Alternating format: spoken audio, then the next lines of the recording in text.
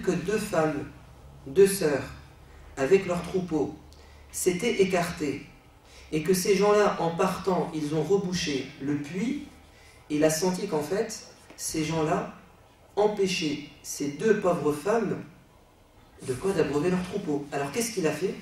C'est une injustice. Il a porté le rocher, il l'a enlevé, et ces femmes ont pu donner de l'eau à leurs animaux.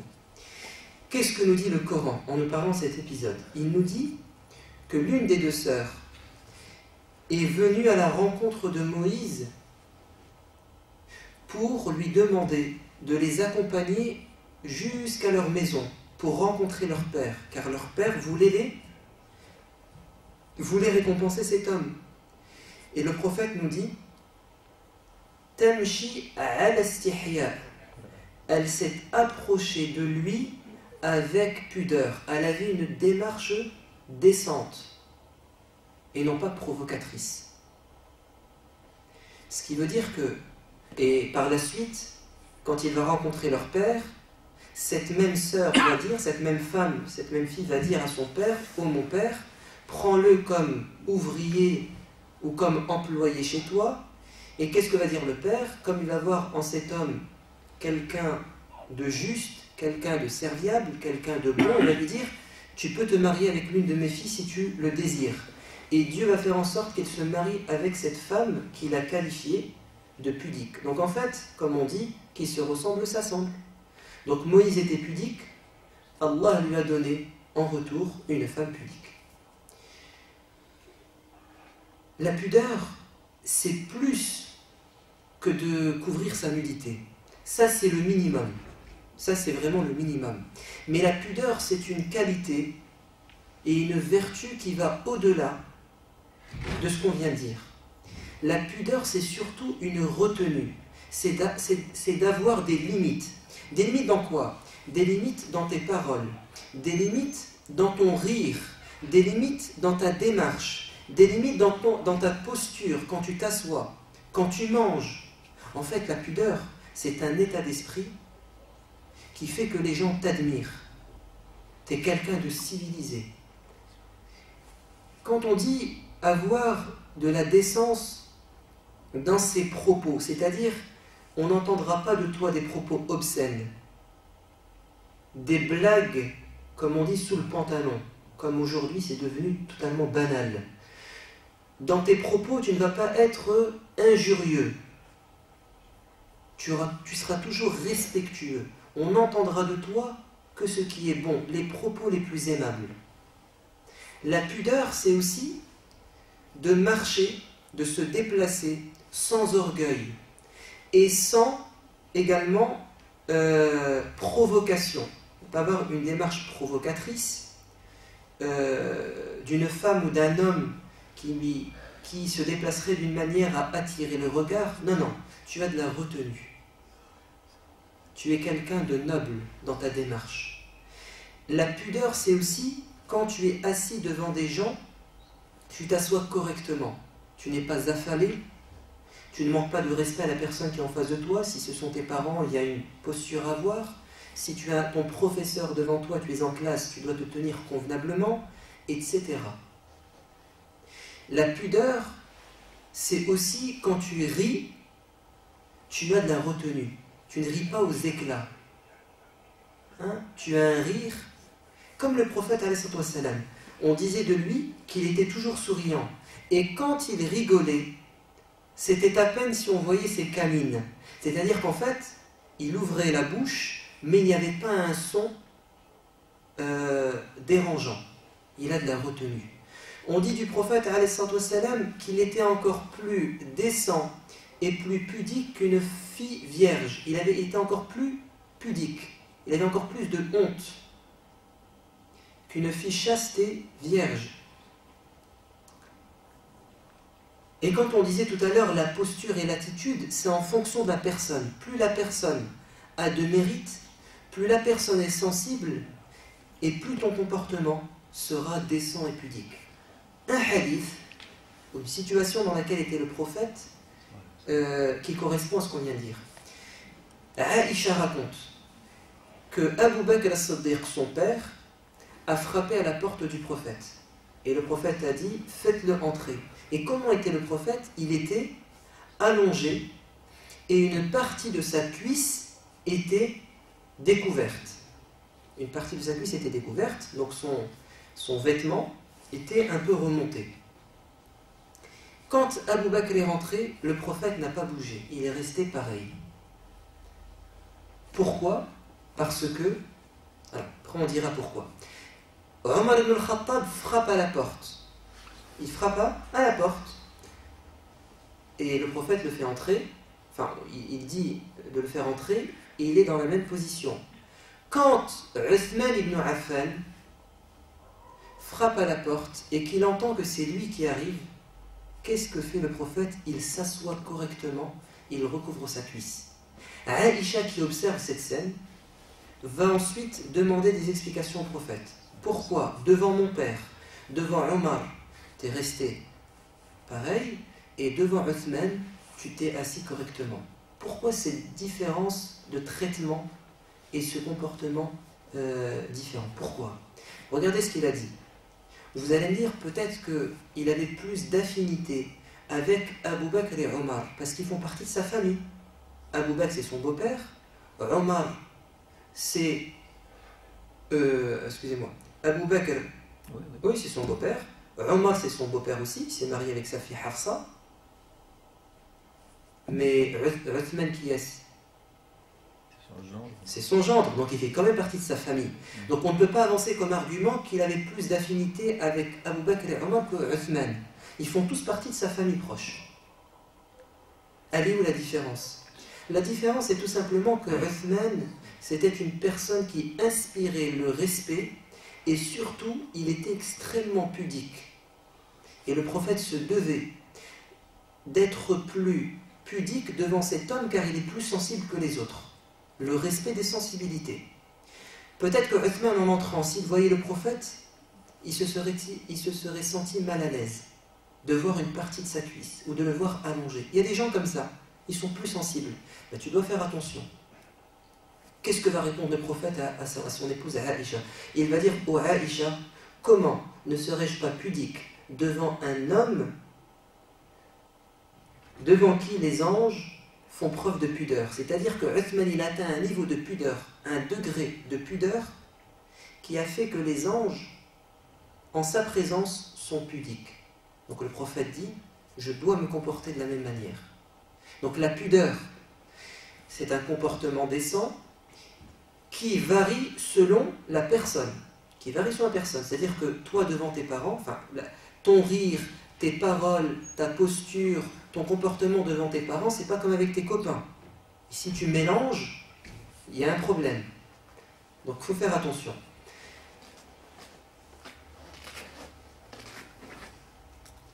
Le prophète a dit, celui qui va s'efforcer à être pudique, Allah le rendra pudique.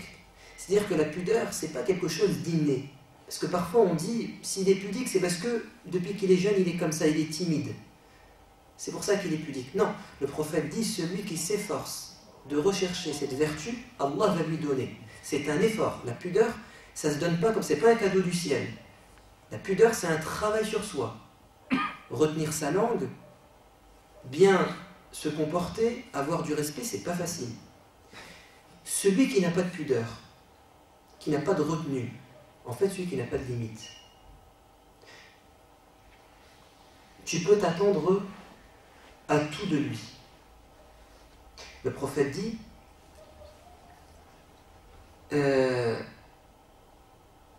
parmi les propos qui nous ont été transmis depuis des générations, celui qui ne fera pas preuve, celui qui n'est pas pudique, alors qu'il fasse ce qu'il veut. Man lam yastahi falyasna' ma sha'a. In lam tastahi fasna' ma shi'ta. Si tu n'as pas de pudeur, alors fais ce que tu veux. Qu'est-ce que ça veut dire? Ça veut dire deux choses. Attention, on peut le comprendre de deux manières. Si tu n'as pas de pudeur, si tu n'as pas honte, fais ce que tu veux, ça veut dire deux choses. Premièrement, au premier degré, si tu n'as pas honte, fais ce que tu veux, c'est comme si le prophète te disait, si tu n'as plus de limite, alors on s'attend à ce que tu fasses n'importe quoi.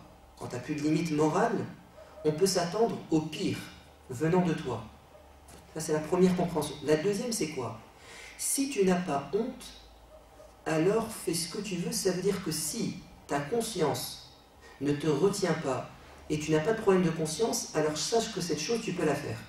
Si tu n'as pas honte, alors tu peux faire la chose. C'est permis. Donc on peut le comprendre de manière différente. Si tu n'as pas de pudeur, de limite, alors tu vas te lâcher. Deuxièmement, si dans une situation particulière, ta conscience, ta morale, ta religion ne t'indique pas que c'est mauvais, alors tu peux y aller. Tu peux y aller. Et tu as une conscience, tu as quelque chose au fond de toi-même qui peut t'indiquer si c'est bien ou mal.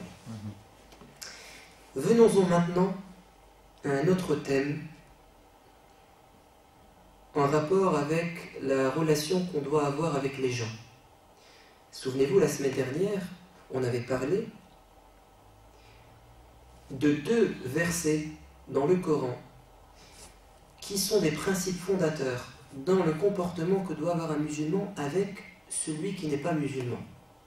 On avait dit, dans la sourate des appartements, Allah nous parle du critère de supériorité. Il nous dit que ce qui fait qu'une personne est meilleure qu'une autre, ce n'est pas que c'est un homme ou une femme, ni même qu'il appartient à tel ou tel pays ou à telle ou telle culture ou à telle ou telle tribu, pas du tout. Mais le seul critère de supériorité en islam, c'est la foi de la personne. Donc la foi, c'est-à-dire les qualités intérieures qui se traduisent par un comportement et des actes nobles. C'est ça, selon Dieu. Deuxièmement, un verset qui nous dit « Allah ne vous défend pas, il ne vous reprochera pas de faire du bien, d'être juste et bienfaisant envers des personnes qui ne partagent pas votre religion, mais qui ne vous ont fait aucun mal. » On avait bien développé tout ça. Et on avait dit que ça mérite des exemples dans la vie du prophète, alayhi salam. Qu'est-ce que ça signifie, faire du bien à une personne qui n'est pas forcément musulmane? Et est-ce que le prophète, réellement, dans sa vie, il faisait du bien à ceux qui ne partageaient pas sa religion? Doit-on faire du bien simplement aux musulmans et les autres personnes ne méritent pas qu'on leur fasse du bien? Le prophète, alayhi salam, dans plusieurs situations dans sa vie, il nous a montré que tout le monde, tout être humain, mérite qu'on lui fasse du bien, quel qu'il soit. Et le plus extraordinaire, c'est que même si c'est ton ennemi, même s'il te veut du mal, tu peux quand même lui faire du bien. Et même, voire même, tu les invites à lui faire du bien pour gagner son cœur. Parmi les choses que le prophète a fait dans sa vie, comme bien aux gens, c'est de rendre visite. Rendre visite aux gens. Évidemment, il rendait visite à ses compagnons, à sa famille, mais il rendait visite aussi à des gens qui ne sont pas musulmans, à des juifs, à des chrétiens. Et on a un exemple. Le prophète avait à son service un jeune juif à Médine, un serviteur juif qui s'occupait de lui. Déjà, le prophète accepte qu'un juif entre dans sa maison, reste à ses côtés, il lui fait confiance et tout se passe bien. C'est déjà quelque chose d'assez fort. Deuxièmement, quand ce juif est tombé malade, le prophète l'a appris. Qu'est-ce qu'il a fait? Est-ce qu'il a dit « bon débarras, un juif en moins » Parce que c'est ce qu'on voudrait nous faire croire, que le prophète, il détestait les juifs, que le prophète, comme on peut entendre, l'antisémitisme qui est profond dans l'islam. Non, non, pas du tout. Vous vous trompez sur son compte. Le prophète, quand il a su que son serviteur juif était malade, il est parti lui rendre visite. Et cette personne était allongée sur son lit, aux côtés de son père. Et il est parti le voir, Et comme il a senti qu'il allait mourir, c'est une maladie grave, et qu'il l'aime bien, et qu'il lui veut du bien, pour le prophète, c'est quoi pour lui le plus grand bien qui pourrait arriver à ce jeune juif? C'est quoi? C'est qu'il aille au paradis. On est d'accord. C'est vraiment le rêve du prophète. C'est qu'il croit en Dieu et qu'il croit en sa prophétie. Alors, vite, vite, dernière chance, je vais lui proposer d'adhérer à ma religion. Et il lui fait cette proposition devant son père. Dans ce moment, il lui dit, crois en moi, deviens musulman. Et regardez, l'enfant regarde son père. Il regarde son père, il hésite. Qu'est-ce que va dire mon père? Et le père dit à son fils, Ati' Abul Qasim, obéis à Abul Qasim, c'est-à-dire au prophète. C'est-à-dire que le père reconnaît que cet homme, c'est un prophète. Et tout père qui est dans cette situation veut le bien pour son fils, n'est-ce pas? Et il dit à son fils, vas-y, sauve ton âme. Et il fait la shahada, et il meurt sur le champ. Le prophète sort de là, il frappe sa cuisse, il dit, Dieu merci, il est sauvé. Donc c'est quand même fort. Déjà que le prophète accepte de faire entrer dans sa maison, dans son intimité, quelqu'un qui ne partage pas sa religion. Deuxièmement, quand il est dans une situation délicate, il va à son secours et il fait tout pour le sauver. C'est-à-dire que nous, qui avons comme exemple le prophète, il nous est demandé, quand on sait que l'un de nos amis non musulmans, l'un de nos voisins non musulmans est malade, il ne va pas bien, on va lui rendre visite. Ça va le consoler, ça va l'aider dans son épreuve. Nous avons dans notre prophète un bel exemple. Parlons des voisins. Est-ce que le prophète a simplement invité les musulmans à avoir un bon comportement avec leurs voisins musulmans, ou bien est-ce que ces propos englobent tout type de voisins? Écoutez bien, ceux qui ont le mieux compris le message du prophète, ce sont ses compagnons. Car non seulement ils ont entendu ses paroles, mais ils ont vu un modèle vivant. Abdullah ibn Amr ibn al-As rentre chez lui. Il découvre que sa famille a égorgé, abattu un mouton ou bien une chèvre. Et qu'est-ce qu'il dit? Regardez son souci. Il dit, avez-vous pensé à donner une partie de la viande à votre voisin juif? Et la famille dit non, on n'y a pas pensé, on a pensé à nous. À la limite à certains musulmans, mais pas aux juifs quand même. Qu'est-ce que dit Abdullah ibn Abbas?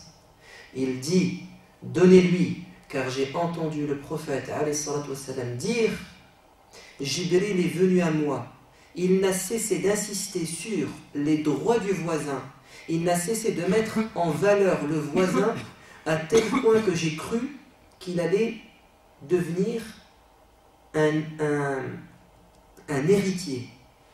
C'est-à-dire que Jibril, l'ange Gabriel, est venu chez le prophète et il a commencé à évoquer les mérites du voisin et le droit du voisin sur toi.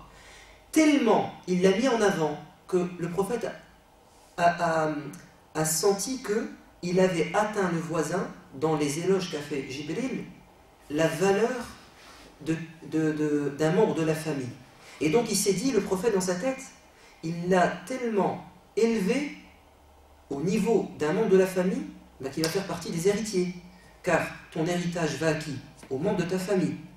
Il a pensé que le voisin aurait droit à l'héritage. Le prophète rapporte ça. Abdullah ibn Umar entend ça. Qu'est-ce qu'il en déduit? Que le voisin, toute confession confondue, a un droit sur toi. Et donc il pense à lui. Qu'est-ce que ça signifie pour nous aujourd'hui? Tu as des voisins non musulmans, des voisins musulmans, tu leur fais du bien. Et le critère, c'est pas qu'ils soient musulmans ou pas. Non, non, non. Le critère, c'est un critère de proximité.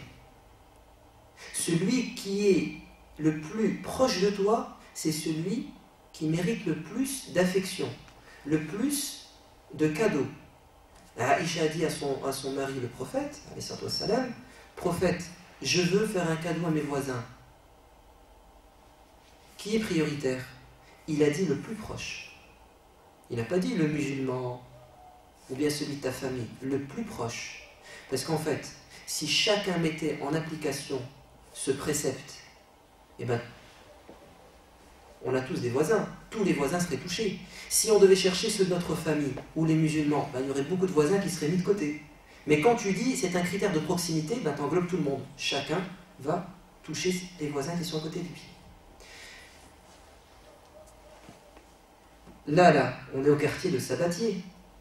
Il y a une famille, il y a plusieurs mois, une famille complète, composée d'une mère, d'une fille de 20 ans et de 2 frères de 11 et 9 ans à peu près, qui ont voulu embrasser l'islam. Donc on les a rencontrés, et moi j'aime bien demander à ces personnes, qu'est-ce qui vous a attiré dans l'islam? Comment se fait-il qu'un jour, vous avez pu choisir l'islam, bien que les médias vous poussent à haïr l'islam? Expliquez-moi. Et qu'est-ce qu'a dit cette dame qui a la cinquantaine? Elle a dit, figurez-vous que il y a plus de 30 ans, j'habitais au quartier ici dans le quartier, et j'avais des voisins musulmans. Donc elle était encore jeune. J'avais des voisins musulmans qui avaient un bon comportement avec nous. Ce qui veut dire que cette jeune fille, elle a tellement été impressionnée par le bon comportement de ses voisins que 30 ans plus tard, elle les a encore dans la tête. L'impact qu'ont eu ces musulmans grâce au bon voisinage. La salutation. Nous, souvent, ce qu'on fait, c'est qu'on salue que les musulmans. Et non, c'est même pire, c'est qu'on salue que ceux qu'on connaît. Ceux qu'on ne connaît pas, musulmans ou pas, on ne les calcule pas. Est-ce que c'est ça notre enseignement prophétique? Pas du tout. Le prophète a dit, le meilleur islam, la meilleure attitude du musulman, c'est de saluer celui que tu connais et celui que tu ne connais pas. Parce que la salutation, c'est le premier pas pour toucher une personne. Ça répand la paix. Ça calme les tensions, etc.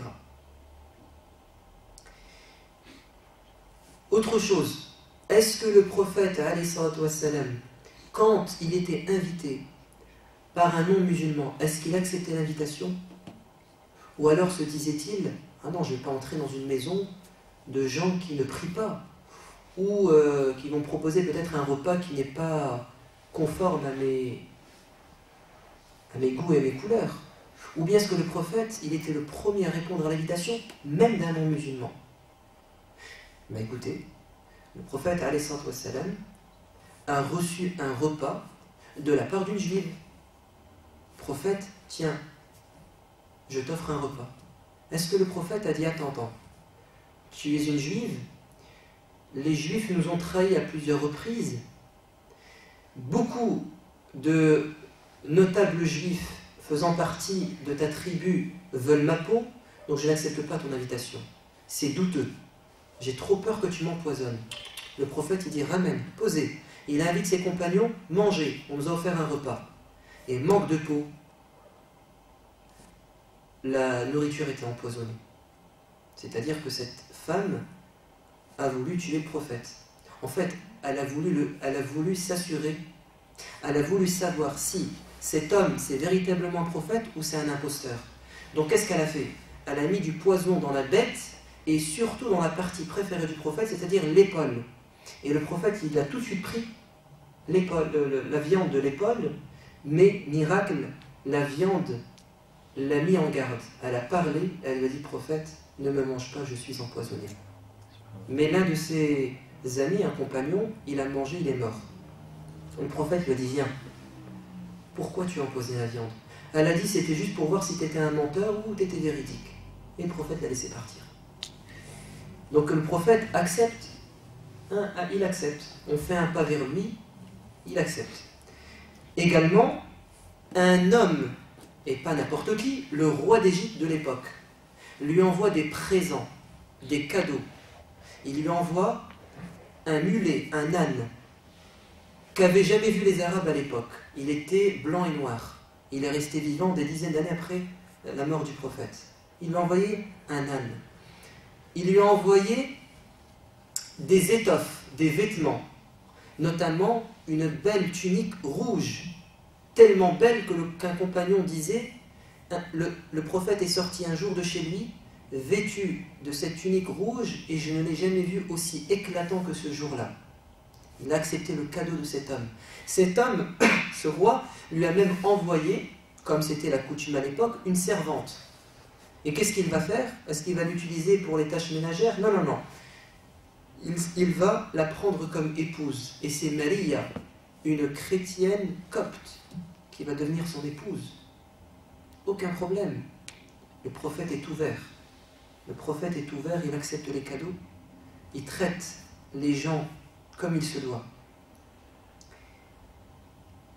Le prophète va même plus loin. Il n'est pas égoïste. Il reçoit des cadeaux, mais il sait en faire. Il fait des cadeaux, le prophète, alayhi salam. Et il incite ses compagnons à faire des cadeaux à tout le monde, musulmans ou pas.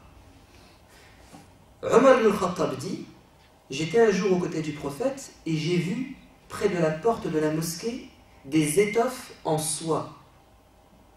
Et j'ai dit au prophète, et si on les achetait? Et le prophète lui a dit, ce type de vêtement, celui qui le porte n'aura pas de récompense le jour de la résurrection. C'est-à-dire que c'est un type de vêtement qu'on ne peut pas porter parce que sa texture est interdite pour les hommes en islam, la soie, pour qu'ils ne tombent pas dans le luxe. Mais la femme peut le porter, pas l'homme. Donc il lui dit non, c'est pas possible. Plus tard, il recevra en cadeau des étoffes de soie. Et regardez ce qu'il va dire. Il va dire, Omar, prends ça et utilise-le. Prophète, tu m'avais dit que ce n'était pas possible. Pourquoi tu me demandes maintenant de l'utiliser? Le prophète lui a dit, je ne t'ai pas dit de la porter. Mais utilise-la, mais je ne t'ai pas dit de la porter. Qu'est-ce que va faire Omar ibn Khattab? Il va envoyer ses étoffes, ses vêtements en soie à son frère, Uthman, son beau-frère en fait. Uthman, qui était à la Mecque et qui n'était pas musulman. Alors qu'ils étaient en conflit. Mais comme il fait partie de sa famille, et qu'il a des sentiments vis-à-vis de son frère, même s'il n'est pas musulman, ça reste son frère, il va lui envoyer ses étoffes, car lui peut les porter, il n'est pas musulman. Est-ce que le prophète va lui dire non, ce que tu fais c'est pas bien, garde-les pour toi, vends-les? Non, le prophète le laisse faire. La reconnaissance. Est-ce que je peux être reconnaissant envers une personne qui n'est pas musulmane? Parce que certains, ils te disent profite, mais ne donne jamais. Fais tout pour recevoir du bien, mais jamais il faut que tu sois reconnaissant. Ben, regardez le comportement du prophète. Quand, après la bataille de Badr, la première grande bataille qui a opposé les musulmans et les polythéistes de la Mecque, qui s'est terminée en leur faveur, ils ont fait 70 prisonniers, donc une centaine de prisonniers. Qu'est-ce que dit le prophète? Ce qui est incroyable, c'est que le prophète pense à des choses à un moment où tu ne t'y attends pas. C'est-à-dire qu'il a gagné une bataille contre ses ennemis, et à ce moment, il a une pensée pour un polythéiste de la Mecque qui était mort, mais qui lui est venu en aide. Vous savez qu'à un moment donné, qu'est-ce qu'ont fait les notables des tribus dans la Mecque? Ils ont décidé d'écarter le prophète, et ceux qui le soutiennent, c'est-à-dire les Banu Hashim et les Banu Abd al-Muttalib, les deux tribus, on va dire, qui soutenaient le prophète, ils vont faire un embargo, ils vont les mettre dans le désert. Un embargo. Cet embargo va durer 2 ans. Cet embargo va durer 2 ans. Et ça va conduire à la mort de son oncle et à la mort de son épouse. Et comment cet embargo va tomber? 3 hommes justes vont se réunir et ils vont dire cette situation ne peut pas continuer. Ils font quand même partie de nous. il y a des gens de notre famille qui sont là-bas, qui souffrent. Et au nom de quoi on les a tous punis? Au nom de quoi? Parce qu'ils ont des opinions différentes? C'est pas juste. Et ils ont commencé à monter un plan, une stratégie, un complot pour libérer ces gens. Alors, l'un d'entre eux, durant la journée, il va appeler les gens près de la Kaaba. C'était le lieu de rendez-vous. Venez, venez, j'ai quelque chose à vous dire. Ces gens qui sont là-bas, qui font partie de nous, je ne suis pas d'accord. On devrait cesser l'embargo. C'est pas juste. Et les deux avec qui il était de concert, avec qui il s'est réuni, étaient dans la foule. Et il y en a un qui va dire « Oui, je suis d'accord, il a raison ». Et le deuxième va dire « Moi aussi je suis d'accord ». En fait, il crée l'opinion. Et les gens vont « Tiens, on n'est pas tout seul ». Et les gens vont se soulever et ils vont réussir à cesser l'embargo. Cet homme qui était à l'origine de cette libération, le prophète lui doit beaucoup quand même. Même si ce n'est pas un musulman, mais c'était quelqu'un de juste. Qu'est-ce que dit le prophète? Il termine la bataille, il a les prisonniers devant lui, et il pense à cet homme. Et qu'est-ce qu'il dit? Si cet homme était encore vivant, et qu'il me demandait de les libérer, je les libérais tous pour lui plaire. Tous ces prisonniers-là qui ont voulu me tuer, je serais prêt à leur rendre la liberté, parce que cet homme a fait du bien un jour. Mais cet homme n'est plus vivant aujourd'hui. Alors, cet homme, c'est soit lui, ou alors, cet homme, c'est celui qui l'a mis sous sa protection quand le prophète est parti à Taïf. Il a été lapidé par les enfants de la ville, il a été rejeté, et quand il est revenu à la Mecque, c'est peut-être lui qui l'a mis sous sa protection. Bref, en tout cas, peu importe, en tout cas, c'était un homme qui n'était plus de ce monde au moment de la bataille de Badr, mais qui avait énormément de mérite aux yeux du prophète. Et le prophète, par reconnaissance, il se doit d'être reconnaissant, par fidélité, il a dit, si cet homme était encore là aujourd'hui, je dis, pourquoi le prophète dit ça? Mais il est mort, prophète, pourquoi tu dis ça? Tu vas pas le faire, il est mort. Non, en fait, il veut nous enseigner quelque chose. C'est ça. C'est qu'il veut nous dire quelque chose. C'est qu'ils ne sont pas tous pareils. Eux, ce sont nos ennemis. Mais il ne faut pas tous les mettre dans un même sac. N'oubliez pas que des gens sont justes. Deuxièmement, soyez reconnaissants.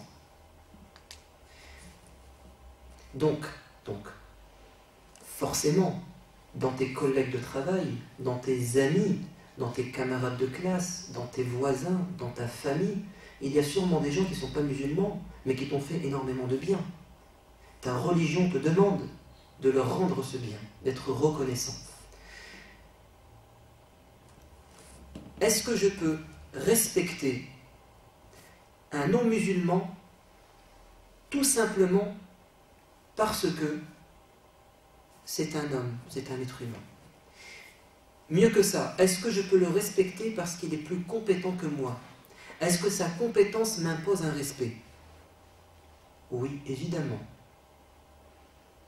Il est au-dessus de toi, il est plus qualifié que toi, il est plus intelligent que toi, il est plus riche que toi.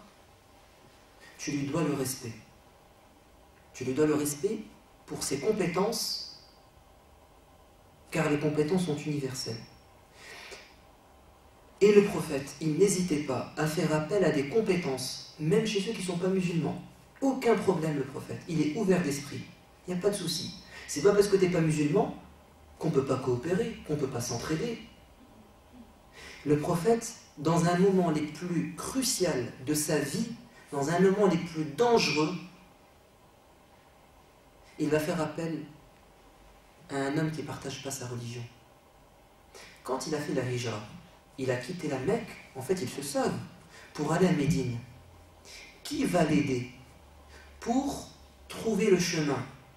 Et surtout, parce que le prophète, il se sauve à dos de chameau, sa tête est mise à prix. C'est un fugitif.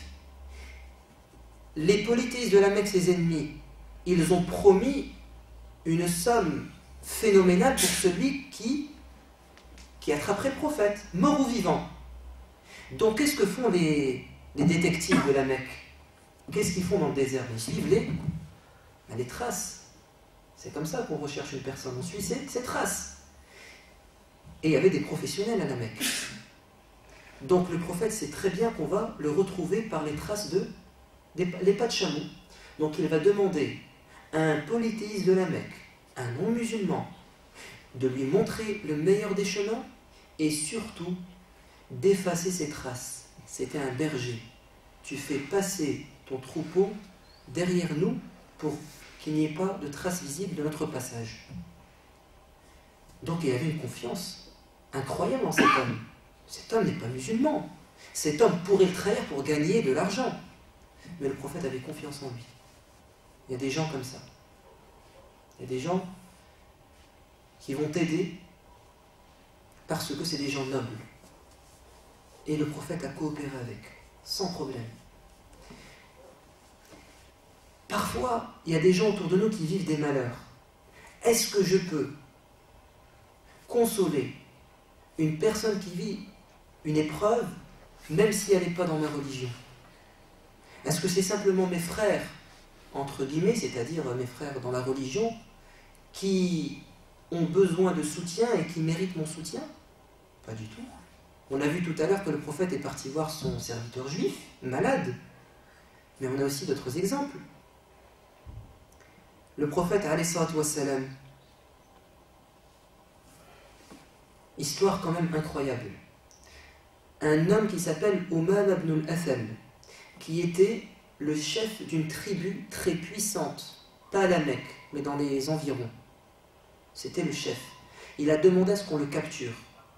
C'était une tribu adverse. On l'a capturé et on l'a ramené au prophète. Le prophète va l'enchaîner autour d'un poteau de la mosquée. Il ne va pas le mettre dans une chambre noire, il ne va pas l'isoler, mais le prophète, il est très intelligent. Il ne veut pas lui faire du mal. Ce qu'il veut, c'est son bien. Donc, il va le mettre dans la mosquée, un non-musulman, il va l'attacher autour du poteau et il va le laisser observer le comportement des musulmans. Et les musulmans se retrouvaient 5 fois par jour au moins dans la mosquée pour prier, pour se prendre dans les bras, pour invoquer Dieu. Donc il assiste en fait à quoi? À ce qu'il y a de plus beau dans notre religion, dans la mosquée. Et il le laisse 3 jours. Il le nourrit, il l'abreuve, et pendant 3 jours cet homme regarde ce qui se passe. Il observe la fraternité, il observe le respect des compagnons vis-à-vis du prophète, à l'égard du prophète, et chaque jour, il lui disait « Ya Umama, ne serait-il pas venu pour toi, ne serait-il pas venu le temps pour toi de croire en moi ?» Et Umama dit « Non, si tu veux me tuer, sache que ma tribu me défendra, me vengera. Et si tu me libères, alors je serai reconnaissant. » Il le laisse. Le lendemain, il me refait la même proposition. Alors, tu n'as pas encore compris, tu n'as pas encore vu, et il lui donne la même réponse. Tu me tues, on va me venger. Tu me libères, je te remercierai. 3e jour, il lui pose la même question, il a la même réponse, et le prophète dit libérez-le. Libérez-le. Regardez bien, Umama quitte Médine, il va dans un coin, il se lave, il revient chez le prophète, il fait la shahada. Prophète, c'est bon. Pourquoi? Tu aurais pu...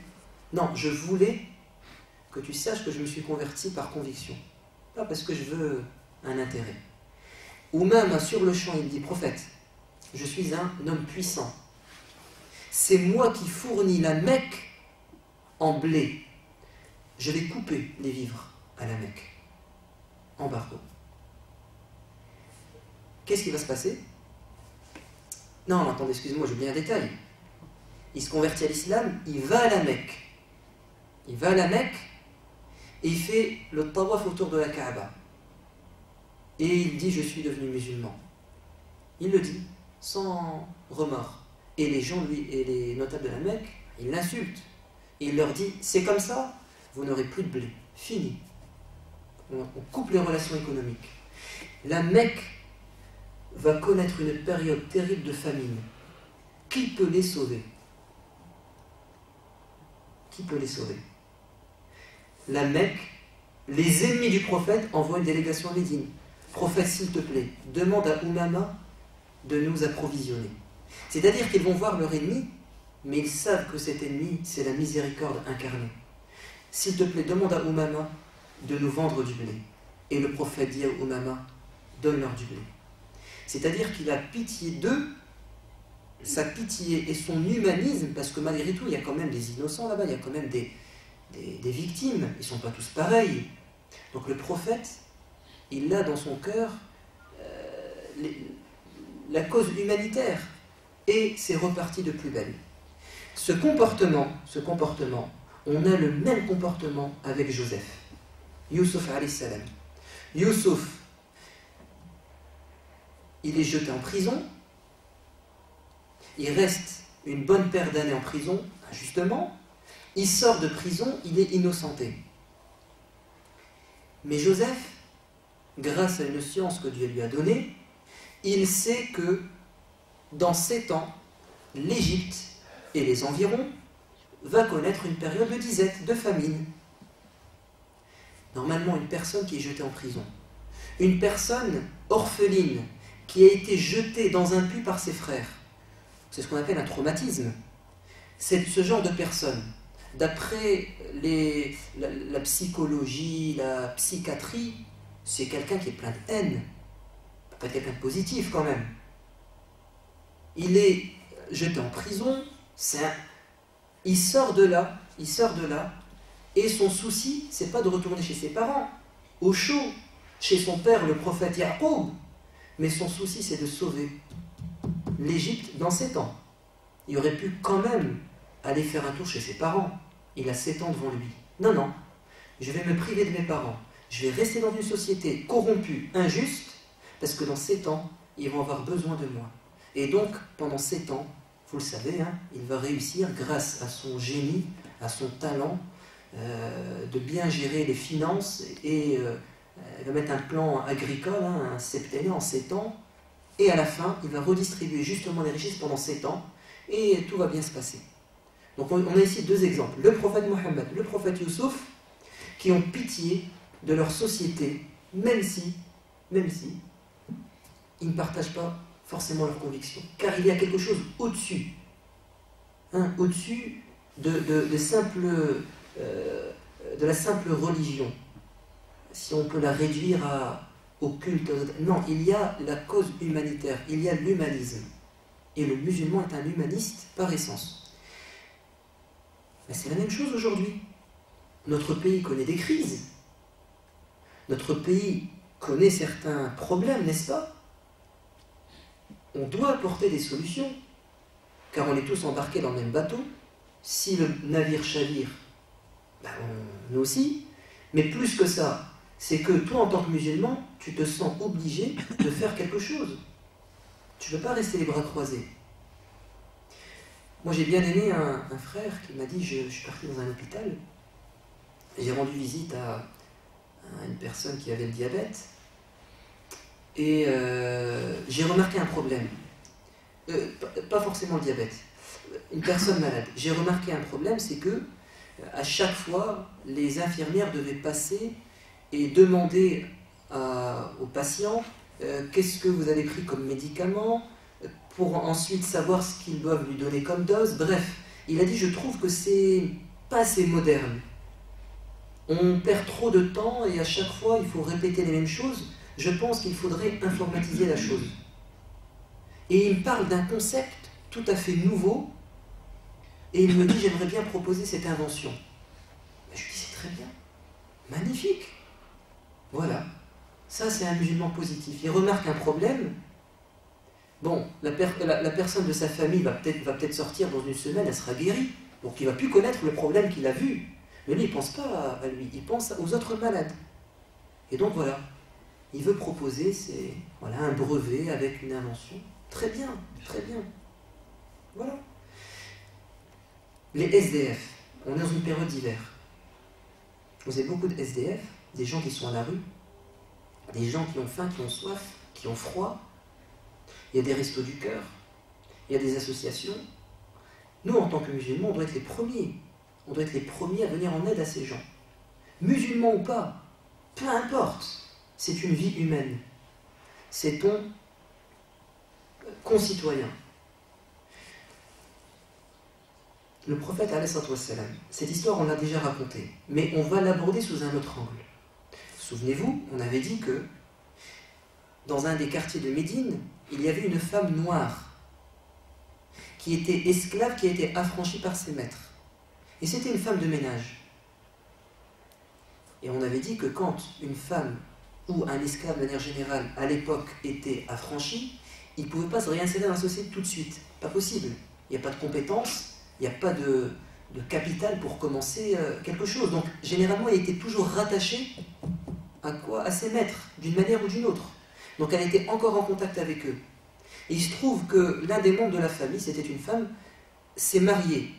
Et elle va se doucher. Elle va poser ses vêtements et son collier, qu'elle a reçu en cadeau, sur une pierre. Et en sortant, son collier a disparu. Un collier précieux car il était rouge avec des perles blanches.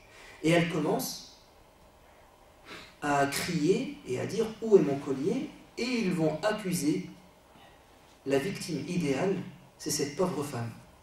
C'est toi qui as volé. Elle se défend, mais rien à faire. Il commence à la fouiller. Il commence à la fouiller et même à la déshabiller. Et à ce moment, un oiseau arrive, c'est un milan, et il jette le collier près de ses gens. Et elle dit, regardez, vous m'avez accusé, vous avez pensé du mal de moi, sans preuve, et voilà qu'en fait c'était un oiseau qui avait pris votre collier. Et Aïcha, en racontant ça, elle dit que cet oiseau, en fait, il a cru que c'était un bout de viande rouge avec de la graisse. Un bout de viande, il l'a pris, mais quand il a remarqué que c'était un collier, il l'a reposé. L'intelligence animale ou la guidance de Dieu. Et cette femme, maintenant, elle ne peut plus rester avec eux, parce qu'ils l'ont suspectée. Alors, elle décide de partir. Mais comme c'est une SDF, elle est à la rue, elle a besoin de loger quelque part. Alors elle va aller voir qui? Elle va aller voir le prophète Mohammed. Elle va se convertir à l'islam, et le prophète va lui dire, on ne va pas te laisser dans la rue, tu vas vivre dans la mosquée. Et on va lui mettre une tente dans la mosquée. Et cette femme va vivre dans la mosquée, dans une tente. Voilà, un foyer. Un foyer. Il y a deux femmes qui sont entrées dans une boulangerie. Elles ont acheté croissants, petits pains, sont sorties. Et elles sont passées à côté d'un SDF. Elles ont changé de trottoir. Et elles ont vu un petit caniche. Qu'est-ce qu'il est mignon ce caniche. Elle tient un petit pain. Elles ont donné un petit pain au caniche et elles n'ont pas donné un petit pain à qui? À l'SDF, au SDF. C'est-à-dire que, bon, le caniche entre nous, il a sûrement un maître. Le caniche, il peut faire les poubelles, il va trouver des os. Mais le SDF ne peut pas faire ça. Il ne peut pas faire ça. Donc, c'est pas possible pour un musulman de faire ça. Pas possible. Une personne qui tend la main, tu lui donnes ce que tu as. Et la vie d'un être humain, bien évidemment, elle a plus de valeur que celle d'un animal. Mais le mieux, c'est de donner aux deux. Un petit pain par là, un croissant par là. Comme ça, tu as fait du bien à tout le monde. On termine par une dernière situation. Et quand on parle de la relation entre musulmans et non-musulmans, et en prenant des exemples dans la vie du prophète, on cite toujours cet exemple, qui est réellement magnifique. Quand une personne décède, non musulmane, est-ce qu'il t'est permis d'aller à l'église, d'assister à la cérémonie funéraire, d'accompagner le cortège? Est-ce que c'est possible? Le prophète était assis avec ses compagnons. Et il y a un cortège funéraire qui passe. Mais ce n'était pas des musulmans. C'était un juif qui était mort. Et le prophète se lève. Qu'est-ce que disent les compagnons? Prophète, c'est un juif. Pas besoin de te lever. Et le prophète dit, c'est une âme. C'est un être humain. C'est-à-dire le respect de l'être humain. Allah n'a-t-il pas dit وَلَقَدْ كَرَّمْنَا بَنِي Adam, nous avons offert à l'être humain une dignité, on a donné une dignité à l'être humain. Peu importe ses convictions, il a une dignité, ça reste un être humain. Ben, le prophète il dit c'est une âme, c'est un être humain. Il a une dignité, il se lève par respect. Mais il y a beaucoup de personnes qui posent ce genre de questions. Encore récemment, il y a un frère converti à l'islam qui dit est-ce que je peux assister à l'église aux cérémonies funéraires de mon oncle? Évidemment, évidemment, pas de souci, tu assistes. Tu ne participes pas évidemment à ce qui peut être une participation, je ne sais pas moi, si ils vont manger quelque chose, ou boire quelque chose, ou faire des gestes. Toi tu assistes, tu soutiens, tu es présent. Et ensuite il dit oui mais ils vont l'emmener au four crématoire, ils vont l'incinérer. Est-ce que je peux accompagner? Parce que ça fait partie des... Bah oui, il est où le problème? Eux ils ont le rite, tu assistes au rite, et toi tu soutiens moralement les personnes éprouvées. C'est tout. Il n'y a pas de problème, ils font ce qu'ils veulent. Ils font ce qu'ils veulent. Toi, tu es là pour les aider, les accompagner. Ou bien, est-ce que je peux entrer dans une église? La question n'est même plus est-ce que je peux entrer dans une église? Ça, c'est même pas une question à poser. La question qu'on peut se poser, c'est est-ce que l'église peut entrer dans la mosquée? La question, c'est parce que moi, je peux entrer dans une église. La question qu'on devrait poser, c'est est-ce que un chrétien ou un juif peut entrer dans une mosquée? Oui. Le prophète a reçu une délégation de chrétiens. Il les a fait entrer dans la mosquée et il leur a permis d'accomplir leurs prières dans la mosquée. Le prophète a permis à ces chrétiens d'accomplir leurs prières dans la mosquée. Et il a dit laissez-les faire. Donc, avec le prophète, on a un niveau plus haut. Avec le prophète, dans l'ouverture, dans la tolérance, dans le fait de gagner le cœur des gens, on est à un niveau supérieur. Malheureusement, notre ignorance de la vie du prophète, notre ignorance de sa miséricorde, notre ignorance de notre religion nous pousse parfois à poser des questions qui sont, quand on connaît la vie du prophète, des évidences. Bon, il faut apprendre, on apprend. Mais parfois, je trouve que des personnes exagèrent. Je trouve que des personnes posent des questions, ils exagèrent. C'est-à-dire des choses qui coulent de soi. Est-ce que je peux accepter un cadeau d'une femme convertie? Est-ce que je peux accepter un cadeau de mon père ou ma mère? Ça ne se pose pas. C'est un manque de respect de dire ça. Ton père et ta mère, ils te donnent un cadeau, bien sûr tu acceptes. Qu'est-ce qui te l'interdirait dans ta religion? À un moment donné, il y a un peu de logique, il y a un peu de bon sens. Quelqu'un te fait un cadeau, il n'y a pas de souci. Il t'a fait du mal? Non. Il t'a poussé à commettre un péché? Non. Donc pourquoi se poser ces questions bizarres qui ne devraient pas normalement nous traverser l'esprit? Bon, ça reste quand même des questions, il faut y répondre. Je vous avais dit dernière histoire, mais il en faut une dernière. Si, il en faut une dernière. Parce que celle-là aussi, c'est une chose qu'il faut connaître. Le prophète, alayhi salatu wassalam, est à Médine, ses ennemis sont à la Mecque. Non, c'est pas sa fille. Asma, sa belle-sœur, Asma bint Abi Bakr, donc la sœur de sa femme Aïcha, lui dit prophète, il y a ma mère qui désire, qui souhaite me rendre visite. Elle veut venir de la Mecque me rendre visite à Médine. Est-ce que je peux l'accueillir? Vous allez me dire, mais tu viens de dire que des questions comme ça ne se pose pas. Non, non, non, attendez. C'est pas pareil. C'est pas pareil. Eux, ils sont dans un contexte de guerre. Elle vient d'où? De la Mecque. Elle vient de la Mecque.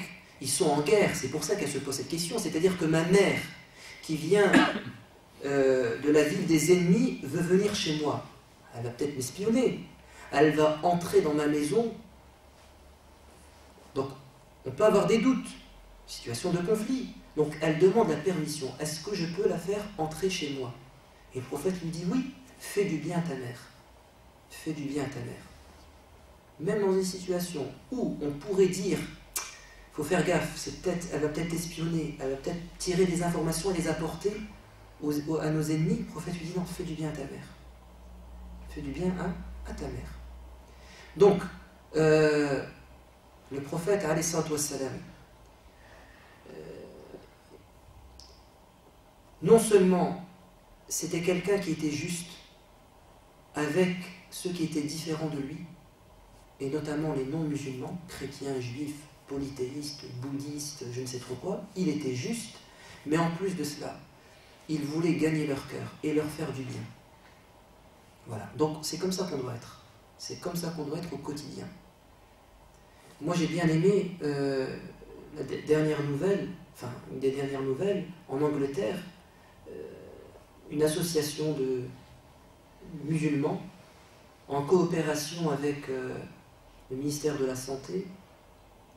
Ils ont lancé une campagne de don du sang, la plus grande à l'échelle nationale, la plus grande, qui est à l'initiative de cette œuvre.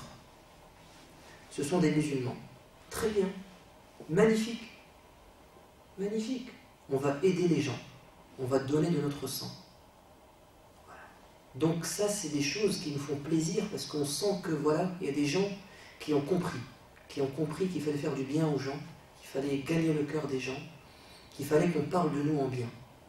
Inch'Allah, il faut chacun de nous, au quotidien, essayer d'apporter sa petite touche, faire du bien à ceux qui sont autour de nous. Et le prophète sera fier de nous, je pense, le jour de la résurrection. Subhana rabbika rabbil izzati amma yasifun, wa salamun ala al-mursalin, walhamdulillahi rabbil alamin.